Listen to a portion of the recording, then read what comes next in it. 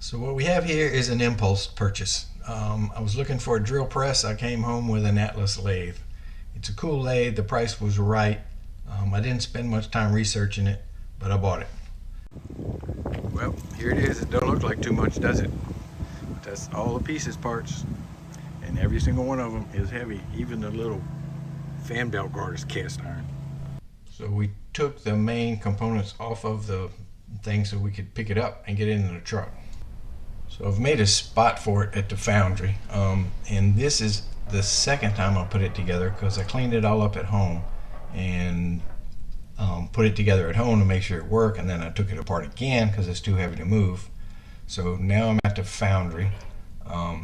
This is the table it came with. It is not the manufactured table that sometimes comes with them with cast iron legs, but it's a well-made heavy table, so I'm keeping it. The machine fits right on here. I just had to make a little more room, move my drill press over a little bit. So this is the bed for the lathe. Has cast iron ways. They're cast into the bed, so they're not replaceable. They're in pretty good shape. They got a couple of nicks in them, but I don't think it'll affect anything I want to do. And since I've put it together once already, I now know you need to slide it to the side to get to the bottom bolt for the headstock. And once you get the headstock bolted from the bottom, then you can slide the bed of the lathe on the table where the bolt holes are and bolt it down. It's a done deal. I did take this headstock completely apart. There was nothing broken in it, but one of the bearings was a little noisy, so I wanted to go ahead and replace it. And took a whole bunch of pictures before I took it apart to help get it back together. And even then, sometimes it was a little bit of a challenge, but we got it back together.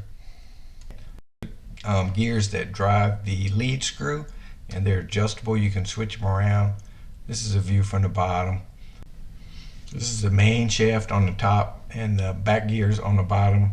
Typically the belt drives the main shaft directly, but you can disconnect the bull gear from the sheaves and run the thing through the back gears, which are on the bottom, and get more of a gear down, slower turning, torqueier configuration. And this is the bed where the headstock sits. This is the nameplate, and I was hoping somebody could tell me what year the thing was made in. It's my understanding that Atlas made about 10,000 of these things over a 30-year period. Now this old chuck may never have been off the machine, I don't know, but it was quite well stuck. And it's my understanding you can't jam these gears because they're cast and they're kind of fragile. So I put a red strap and choked it and tied it off and just started cranking. And it finally came loose, and the red strap was so tight I had to cut it out with a knife. But I got the chuck off and I didn't damage anything.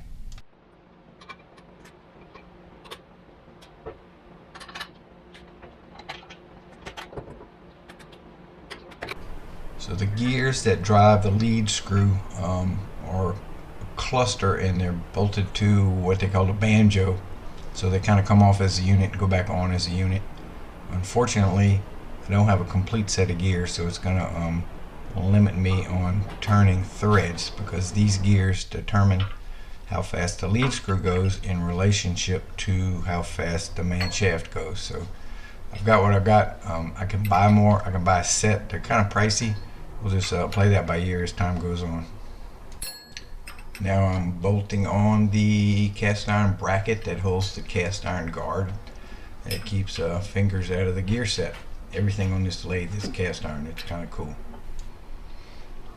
Now I'm hanging the I'm gonna call it intermediate drive, for lack of a better term, because the motor goes on one side of this and a set of sheaves goes on the other side. It doesn't bolt to the lathe proper. It bolts to this homemade table, and I think that's because different people locate them in different places.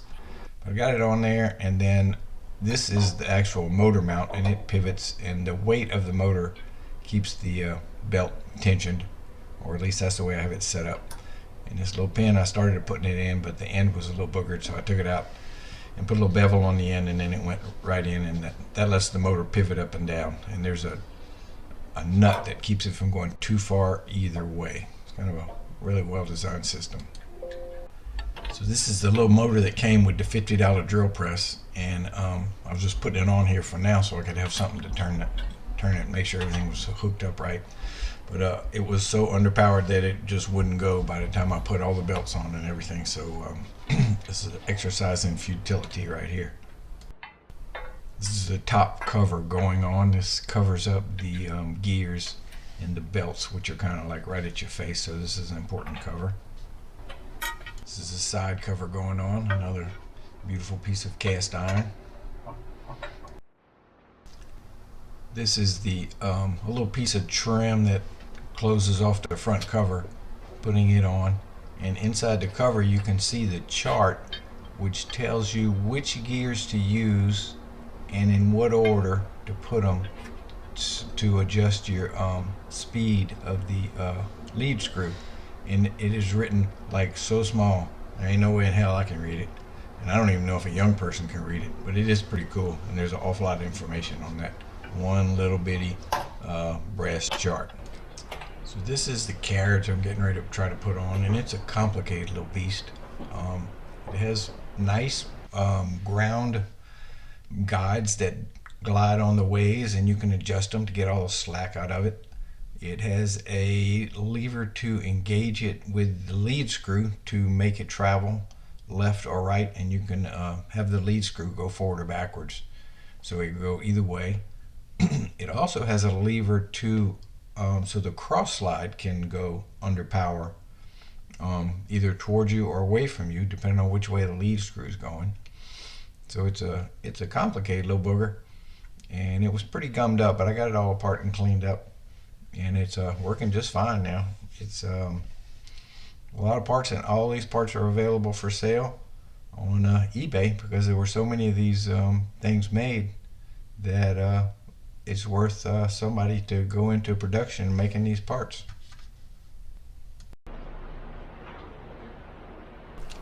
So when I slid this off of the lathe at the house, the gibs, I believe they're called, were adjusted so snugly that it didn't want to go back on, so I had to get a wrench and loosen up the gibs, give it some slack, get it on there, and then I could readjust them after the fact. Now the little hand wheel engages a rack that's up under the edge there that you can't really see it. Now when you have the carriage in automatic mode, the lead screw is actually pulling the carriage, not the rack, but the hand wheel turns, but it's just getting drugged by the rack. So the lead screw operates the carriage directly, not through the rack. Now I'm sliding the lead screw in. Right here I'm missing a little part, so I can't totally finish this up. It should come before this video is over. I'll have it finished.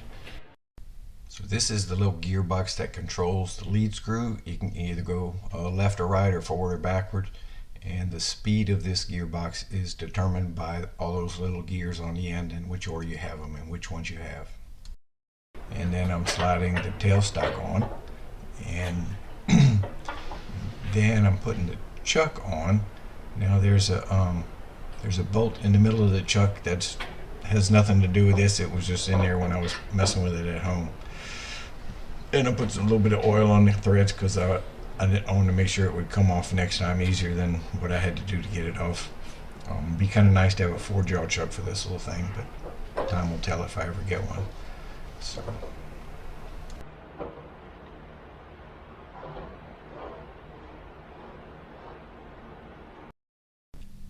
when we picked up the lathe, it had a reversing switch on it, which I thought was kind of weird because a lathe with a screw-on chuck to me shouldn't be going backwards. But anyway, we just took all these parts off and threw them in the truck. I didn't pay much attention.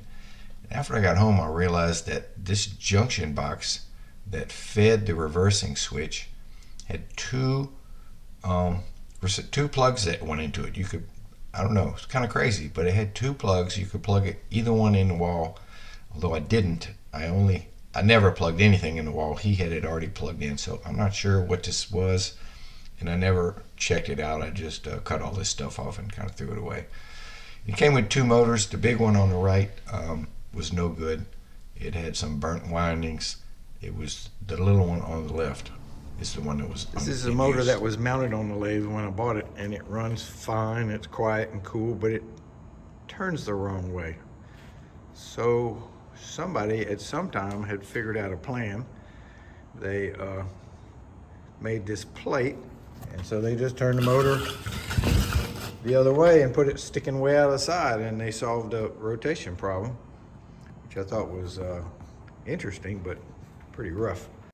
So the motor that came with it that was working is not reversible. Was not reversible. I had this motor, which is a reversible motor, and unfortunately it was wired to go the wrong way. So I tried to swap the black and the red leads to get it to go the right way. And the motor's so old, all the leads are now black, and I couldn't really tell what I was doing. I could no longer read the nameplate. And then the little soldered connections started falling off the end of the wires, and I just jacked the thing all up. I had no idea what I was doing. So I brought it to a motor shop, and the guy fixed it. He worked through it. It was really a junky motor shop. There was just stuff everywhere for like acres, literally acres of big generators and other stuff. And he sat there with his little headlamp, and he figured it out and got it working perfectly. And then he didn't charge me. And my wife says he didn't charge me because I dressed like a homeless person. He thought I was homeless, but I've never seen a homeless person dragging around a 50-year-old cast iron GE motor. But anyway, I got my motor now, and it is working, and it is turning in the right direction. So the magic guy over at the electric motor place figured the wires out, made them work, hooked them all back up. Everything was lovely, but he didn't have one of these on it. He just had the cord going through a hole. And I went, oh, I might as well do it right. So I had to undo the white and the black, pull them out, put the little Romex connector in the hole, put it back. The white one went on fine, the black one, the stud's turning. I can't tighten it. Oh, so I'm gonna have to take the case back open and see if I can't hold it from the backside. And I hope the wire on the backside didn't break off. But I don't have a choice. I can't leave that loose like that. That's not gonna work. Dang it. I'm snake bit with this motor. So this little stud right here turned from the inside and broke this wire loose. So I guess I need to replace it with a bolt and put a fitting on the end of here. Dang. So this stud here and me, we're having problems. I was able, the wire that was on it that came unsoldered, the wire that was on it that came unsoldered, I was able to get it on the backside and get it on the stud. And then I started trying to tighten the nut. And the reason this thing turned is that nut's cross-threaded, and now the nut's stuck on. And I can't grab this thing with anything to get the nut off. If I can get the nut off, I can swap them all to this stud because there's nothing on the other side of this stud, but I can't get the damn thing. Whew, it's being frustrating. I got it. I was finally able to grab it with the vice grip. So I got it off. Now I need to figure out what I need to do to go forward. So there were 4 wires on that stud, the soldered one from the inside and 3 on the outside. Now I have all 4 of them on the outside on a different stud that didn't have wires going to it. I don't know how that works. I'm gonna plug it in, and if it doesn't work, I'm gonna turn off the camera and cry. If it works, I'll be a happy old man. Let's see. Or we'll trip a breaker or something. Listen to it. Okay, happy old man. It's time to put the base back on it and look at getting it mounted onto the lathe. So out of all the parts of this lathe, this was the only part that was broken when I got it, and it's a holder for the tail end of the feed screw, and it's made really lightweight. And it's my understanding if you do something wrong and engage the feed screw while you have the while you have the carriage locked down, this thing will break, and apparently it did break. I don't know why. But this is like a safety part. But $25 later, in 3 days, I got a brand new one, so we're good to go. So the tailstock is a nice little piece of kit, like my English friends like to say. slides on the ways, and then it locks down. It has adjustable gibs so that you can take any slack out of it that it might develop.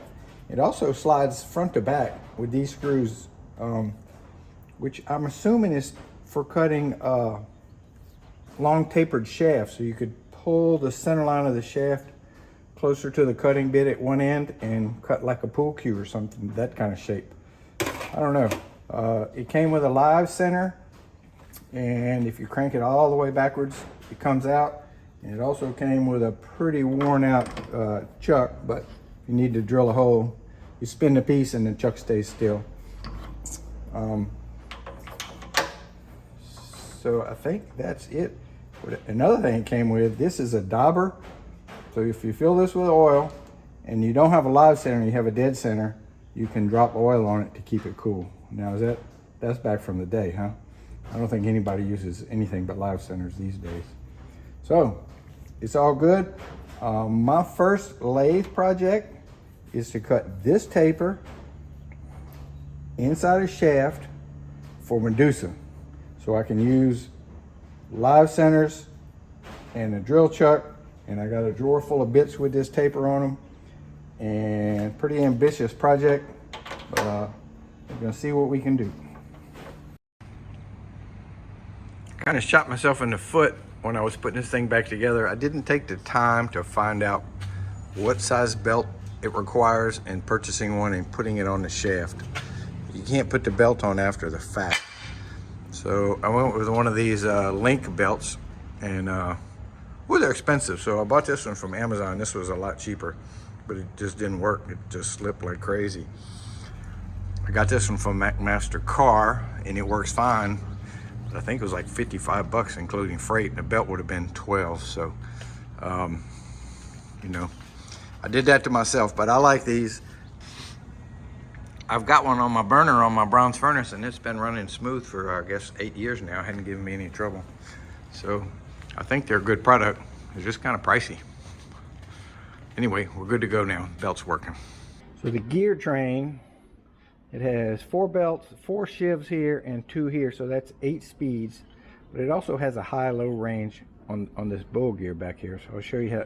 So typically, the belt turns the shivs. The shivs are connected to this bull gear, and the bull gear turns the shaft, which turns the chuck. So you typically will play with these 4 speeds. But if you needed to go to a lower gear, there's a pin.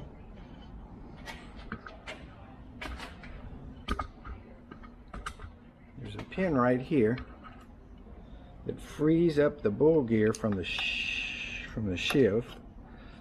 So now the bull gear turns independently, and then you take this little lever and you lock the bull gear in. So now it's going to go much slower with a higher torque. You can see that this end of the shaft is going to one speed, and this end is going to another speed because it's going through that bull gear. I'll put it back the other way now. So the gear closest to the chuck is the bull gear, and I'm calling the shaft in the back bull gear, but it's not. That's called the back gear. So sorry about that. So got the pin back in, and I marked this shiv where it is because it's kind of hard. You just got to play with it until you find the hole, but now I know where it is. So now the bull gear and the shiv, this whole shaft turns at the same speed, which is quite a bit faster.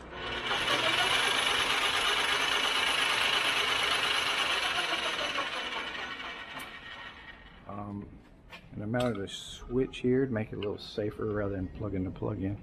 I still need to scoot the motor over because the back belt is not lined up. But that's no big deal. Just need to, well, it is going to be a big deal. I'm going to have to grind out the holes in the casting that the motor's bolted to because I'm out of adjustment right now. And I can't slide the shiv any closer to the shaft. I can't slide this shiv out anymore, so kind of stuck here. Now the little lathe is doing its thing. It's got the carriage is moving under its own power and trimming this shaft. And the nice thing about this lathe is you can run the shaft all the way through. So when you're turning long spindly things, that's a big help. I could have also slid the tailstock in and put it right there and held it a little better, keep some of the vibrations out. Okay, so uncouple the half nut. I have a choice. I can just crank it back by hand, or I could put this in reverse and recouple the half nut, and it would go backwards. So what I can also do, I don't know if this is going to work. You can use the cross slide to feed yourself in there. Pretty cool.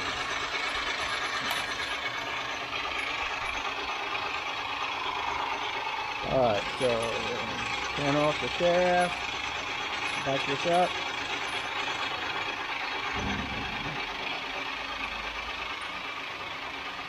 Turn it off. So if I would have found this machine 3 weeks before I started building my own, I wouldn't have built my own, because this one works pretty good. I know it's got limits. It's got its limits as far as size goes, but I'm not going to turn anything big. I'm just making toys with this thing. So I hate to admit it, but the finish on this little lathe is like much better than my homemade one. Interesting. I'm gonna have to turn my homemade one into a wood lathe.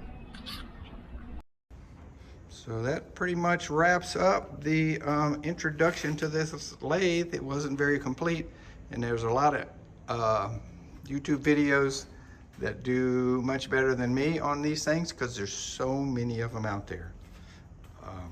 So thanks for watching. I need to line up a project now.